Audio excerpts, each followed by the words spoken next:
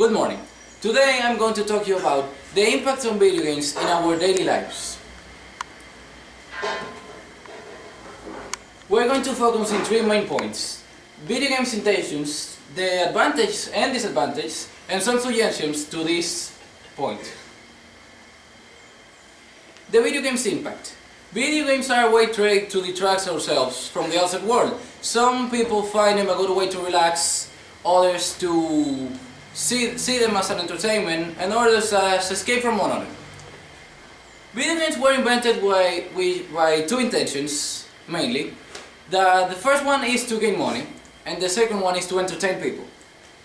But could there be a point where these two intentions change to something more complex? Well, it won't. It's already. Just because entertainment has changed in a drastic way. Video games have provided a new way of seeing things, escape to the reality that we don't want to face. Complexity of the chain purpose that video games changed so long ago, around the 2008. Not so long ago, when the popular series of GTA San Andreas came out. We could call it like a species of glue of video game. It has attracted the attentions of many teenagers these days, and we could say that thanks to this game, I'm not blaming them for it, but thanks to it, I could say that the teenagers and kids are becoming more attached to video games itself. We could say that video games can be advantages and can give us disadvantages. Some examples are this one. Our concentration powers grow up, our presence of mind grows up also.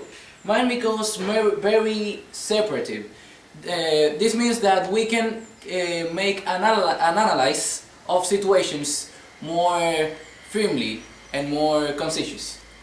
It's also a good way to relax better than sleeping, contrary to popular beliefs. Also, it increases your concentration while driving and your math calculations.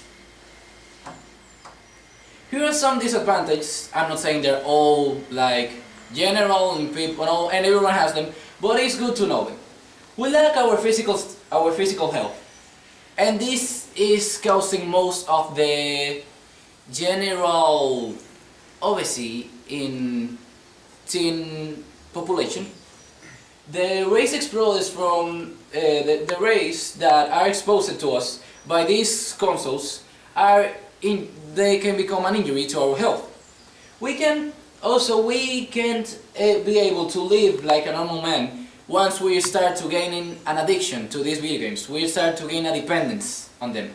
We can't be able to concentrate on the matters other than these games, and also it makes us live like a man-machine. We become too attached to them, and we feel like they're also part of our lives. Some suggestions to this situation is to wonder if we could do something to control this. And actually we can. We just need to take the disadvantages, control the time that we use these games, and there you have it. Advantage all alone. We just need to do this on a simple way. Let's say that we are an 8-year-old kid and we enjoy to play, for example, of a game FIFA 14, to bring up a popular video game title, and we used to play around 4 to 6 hours a day. If it's good for our fathers to control us this time, in around 2 to 3 hours a day can be the most comfortable for our mind and our resting. So in these 2 hours or 3, video games won't be more of a distraction, problem, disadvantage, or even an addiction. It will be just like a hobby in which we will be increasing our mental capacity without even knowing, but in a way that we find useful and entertaining. In conclusion, to all of this interesting topic I've been talking for these few minutes to you, video games can be rather a problem, but more of a benefit if you just use them in a moderate and healthy way through our daily lives. Just regulate your playing time and you will see the benefits in your life bit by bit on how you develop on your future. Thank you very much.